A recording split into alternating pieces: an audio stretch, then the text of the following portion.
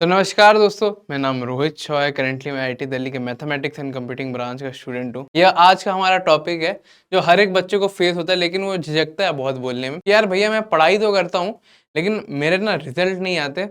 मेरा mock test में number कम आ रहा है, मेरा कॉन्फिडेंस डाउन जा रहा है डे बाई डे। और मेरे साथ ये होती है कि मैं चीज़ों को भूल जाता हूँ after a very long time.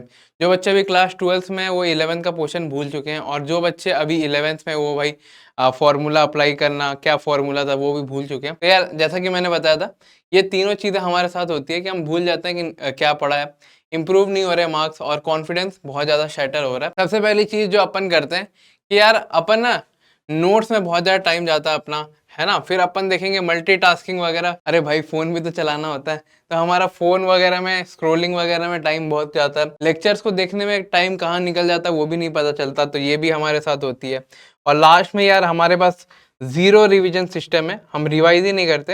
हमें ऐसा लगता है कि यार रिवीजन करने से अच्छा एक लेक्चर कर लूँ तो वो ज़्यादा बेटर रहेगा मेरे प्रिपरेशन के लिए। तो ये सारी चीज़ें हम करते हैं, और जिससे हमें जो पहला जो दिक्कत है ना कि हम भूल जाते हैं चीज़ों को, इसको करने का सही तरीका यही है, एक्टिव रिकॉल और क्वेश्चन, है ना। एक्टिव रिकॉल ये मैंने आपको बताया भी है कि यार जब भी आप पढ़ाई कर लो ना, आपको ऐसा लगे कि यार लेक्चर थोड़ा बोरिंग हो रहा है, 5 मिनट लो उसमें यार, मतलब ऐप चेंज मत करना जो भी आपका बैच वाला है, बस आप खुद में ही रिपीट करोगे क्या करना है ना। और क्वेश्चन भी उसी से रिलेटेड। ये डाइपोल क्या होता है और ये डाइपोल के क्वेश्चन क्या क्या है, मतलब खुद ही बोलना कि यार टीचर ने ये इलस्ट्रेशन दिए थे, ऐसे स्टेप था। इससे क्या होगा ना, लॉजिकल एबिलिटी बढ़ती है, एडवांस में बहुत काम आता है। साथ में अगर आपके बैकलॉग बहुत ज़्यादा है तो आप फ्लैश नोट और फॉर्मूला शीट को फॉलो करो। डीप फोकस मोड स्लॉट, मतलब इसका मतलब ये है कि भाई जिस टाइम आप पढ़ाई कर रहे हो तो ट्राई करो कि भाई ये स्क्रोलिंग वगैरह थोड़ा कम किया करो। और इसको इंश्योर करने के लिए एक फोकस मोड होता है एंड्रॉयड फ़ोन में, तो उसको आप ले सकते हो। अगर आप iOS में हो तो कोई ऐप मिल जाती है फोकस मोड का, तो इसका आप यूज़ करो। लास्ट में यार लेक्चर देखने का सबसे सही तरीका, इस पे मैं एक डेडिकेटेड वीडियो लेके आऊँगा, बट यहाँ कंसाइज में लिख देता हूँ कि आपको जब भी लेक्चर देखना है तो आपको ये तीनों चीज़ों का पालन करना है। एक तो आपको लेक्चर देखना भी है, उसको फिर रिवाइज़ भी करना है, और उसको सॉल्व भी करना है। तो ये तीनों चीज़ों का ध्यान रखना चाहिए। और आपका जो रिवीजन सिस्टम है इसका एक प्लानर बना के लाओ, है ना। अगर आपसे प्लानर नहीं बनता मेरे को बताना, रोहित भाई रिवीजन पे एक चाहिए, आप प्लीज़ ऐसा एक प्लानर लेके आ जाओ, तो मैं इंश्योर करूँगा कि वो मैं जल्दी लाने का कोशिश करूँगा। अरे यार आजकल मैंने ये देखा है कि भाई हर एक छोटी चीज़ को रेवोल्यूशन बोल दिया जाता है। और मतलब मेरे को, मेरे टाइम में भी था, मैं 2022 का एस्पिरेंट हूँ। मैंने अपना जेईई 2022 में दिया था, ज़्यादा टाइम नहीं हुआ। उस टाइम भी यही होता था कि यार कोई भी कुछ भी बोलता था कि रेवोल्यूशन है। पता है आजकल क्या है, लोग कोर्स नहीं बेचते, बुक नहीं बेचते, नोट नहीं बेचते, वो बोलते हैं कि भाई रेवोल्यूशन है, हर एक चीज़ रेवोल्यूशन है। कोई भी एडटेक प्लेटफॉर्म हो, कोई भी बंदा हो, कोई भी यूट्यूबर हो, कुछ भी अगर उसको बेचना है ना तो बोलता है भाई मेरा रेवोल्यूशन है, ये रेवोल्यूशन ले लो। मतलब रेवोल्यूशन किसी चीज़ का हो रहा है, पैसे तो लेकिन मेरे ही जेब से जा रहे हैं। तो रेवोल्यूशन से हट के आ जाते हैं यार इंप्रूवमेंट पे, कि इंप्रूवमेंट कैसे करना है। तो देखो, आप जब सबसे पहले उठो ना यार, मॉर्निंग ब्लॉक बनाओ एक।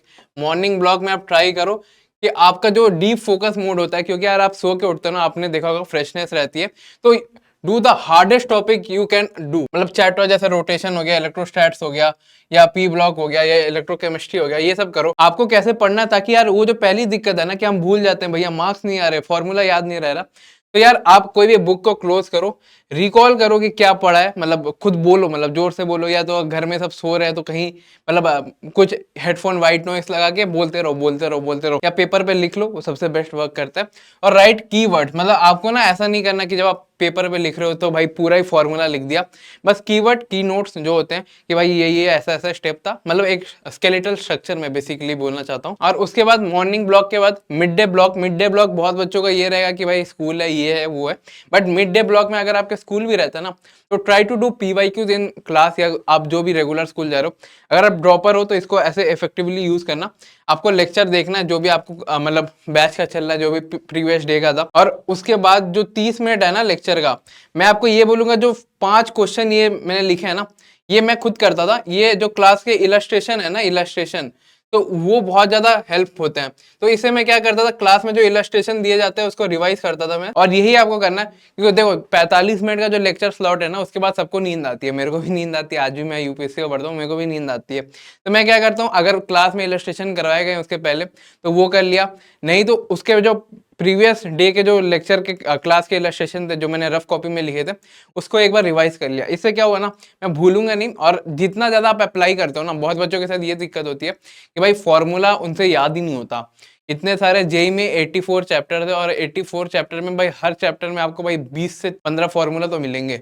तो कुल मिला के इतने फॉर्मूला आपको जेई मेंस के पहले याद होने चाहिए। और आपको पता है जेई मेंस का एक क्वेश्चन कितने टाइम में सॉल्व करना है? मैंने 2022 में अपना जेई मेंस दिया था जुलाई शिफ्ट में। वहां भाई एक क्वेश्चन करने के लिए 1.5 मिनट मिलता है। भाई फॉर्मूला याद करना, फिर क्वेश्चन रीड करना, फिर उसको अप्लाई करना एक सिंगल शीट में बहुत ज़्यादा मुश्किल रहता है। तो मैं आपको बोलूंगा यार ये जो एप्लीकेशन पार्ट है ना, इसको कभी छोड़ना नहीं।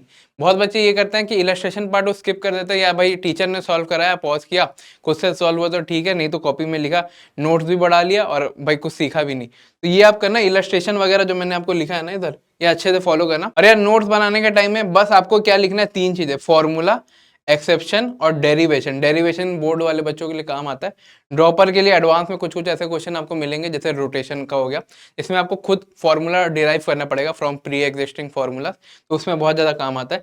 तो ये तीनों पार्ट आपको बस नोट्स में लिखना है, इसके अलावा और आपको कुछ नहीं लिखना कि भाई इसने ये लिखा, क्योंकि भाई बाकी सब तो आपको बुक में मिल जाएगा। और यार पढ़ाई करने का जो सबसे इफेक्टिव वे है, मतलब मैं जब ऑनलाइन पढ़ता था, मेरे लिए सबसे ज़्यादा दिक्कत होती थी यार, ये सिली एरर्स बहुत होते थे। ये सिली एरर्स मेरे बहुत ज्यादा होते थे। बच्चों को लगेगा कि भाई ये इसने जेई एडवांस फोड़ा है, ये वो, कुछ नहीं यार, सिली मिस्टेक मेरे बहुत ज्यादा होते थे। मेरे को एडवांस में पता है पैनिक अटैक या डर लगता था कि यार इसमें हल्का सा प्लस माइनस का इधर उधर हो गया तो यार 4 नंबर से -2 में चले जाऊंगा, +4 -2 का जो पैटर्न था। तो इसके लिए अलग नोटबुक बना लो, है ना, ये आपको बहुत काम आएगी। ये 3 नोटबुक आपको हमेशा से बनानी है। सबसे पहला है मिस्टेक नोटबुक, है ना, मिस्टेक। दूसरा सिली एरर, जो भी आपसे सिली एरर होता है, कैलकुलेशन हो, प्लस माइनस का हो, कुछ भी हो, तो आप लिखना इस चैप्टर में मेरा इस न्यूमेरिकल में सिली मिस्टेक हुआ था, ये कैलकुलेशन ऐसा ऐसा, ताकि आपके दिमाग में रहे कि भाई सिली मिस्टेक आपको अवॉइड करना। ये बहुत बच्चे नहीं करते आलस के मारे। मैं खुद बता रहा हूँ ना, मेरे साथ लास्ट में बहुत ज्यादा ट्रेजेडी हुई थी। और लास्ट में यार कंसेप्ट के लिए, मतलब कंसेप्ट के लिए जो आप लेक्चर में आप पढ़ते हो ना, उसके कंसेप्ट के लिए, और उसमें क्या क्या लिखना है जो मैंने इस पेज में लिखा है कि नोट्स में बस यही तीनों नोट डाउन करना है। इसमें ये मतलब कंसेप्ट का नोटबुक है, और ये बाकी 2 आपको बना के चलना है, मिस्टेक में और एक सिली एरर वाला। और जो क्लास के डीपीपी वगैरह हो गया ना, उसके लिए इवनिंग ब्लॉक रखना हमेशा। ये 1.5 घंटे का स्लॉट रहना चाहिए, इससे ज्यादा आपको डीपीपी और पीवाईक्यूज प्रैक्टिस नहीं करने पर डे। इसमें लगभग आपको ट्राई करना 45 क्वेश्चन हो जाए, मैं इतना ही ट्राई करता था। और सोने के पहले 10-15 क्वेश्चन अगर आप कर पाओ तो that is very good.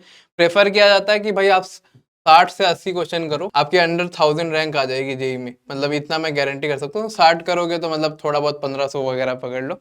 But हाँ, ऐसी ऐसी बात नहीं है, एग्जाम डे भी बहुत मैटर करता है। और रात का जो टाइम है उसमें आपको कुछ करना नहीं है। रात के टाइम में पता है बच्चे क्या करते हैं, मैं खुद ऑनलाइन बैच का स्टूडेंट, तो आपका रिलेटेबल लगेगा। रात के टाइम में ये रहता है कि भाई अपन ने तो पढ़ लिया यार, अब रिवीजन तो भाई होता रहेगा थोड़ा सा ना। हाँ, यूट्यूब पे चला जाता हूँ, सुबह से मैंने कोई वीडियो नहीं देखी। और ये वीकली अपडेट प्लानर है जो मैं आप लोगों के लिए फ्री में ही लेके आया हूँ, विदाउट एनी रिवोल्यूशन। तो यार इसका आप स्क्रीनशॉट लेकर रख लो, मैं हट जाता हूँ। इसको अच्छे से फॉलो करना, स्क्रीनशॉट आपने ले लिया होगा। और ये कुछ चीजें थी जो मेरे को हेल्प करी ऑनलाइन, जब मैं बैच का स्टूडेंट था और आज भी मैं ऑनलाइन पढ़ता हूँ, जिससे मेरा जेई एडवांस क्रैक हो पाया पहले अटेम्प्ट में। ये सारे कि भाई आज मैंने यार 10 घंटे, मैंने ये लास्ट में बोलना स्टार्ट कर दिया था एडवांस के, कि आज मैंने रैंकर टेस्ट सीरीज से कितना किया, लेवल 3 क्वेश्चन कितने किए। तो ये आप बोला करो, इससे आपको पता चलेगा कि आपकी इफेक्टिविटी कितनी है पढ़ाई में, और कितने सिली मिस्टेक करा जो मैंने नोटबुक आपको बताया था, रिकॉल कर पाया फुल फॉर्मूला की नहीं, अप्लाई कर पाया। क्योंकि ट्रिग्नोमेट्री में ना बहुत बच्चों को दिक्कत होती है, वो जेई ड्रॉपर मतलब 12th में, उनको आज तक नहीं याद होता ट्रिग्नोमेट्री के इतने सारे फॉर्मूला, कितने 30 40 50 कितने रहते हैं, है ना। और एक गोल्डन रूल जो आप सभी को फॉलो करना है, सभी बच्चों को, कि यार आपका जो टाइम है ना, उसको 30% आपको लेक्चर में डिनोट करना है, 50% टाइम आपको क्वेश्चंस में देना है, और 20% डिवीजन में देना है ना। आपको मैं वापस बोल रहा हूँ, ये गोल्डन रूल है, ये सबको सबको सबको, मतलब मैं आपको हाथ जोड़ के एज अ बड़ा भाई रिक्वेस्ट कर रहा हूँ कि आपको ये फॉलो करना है। आप 200 लेक्चर भी कर लोगे ना, आपका रैंक डिसाइडेड नहीं है, ये क्वेश्चन ही डिसाइड करता है, this is a deciding factor.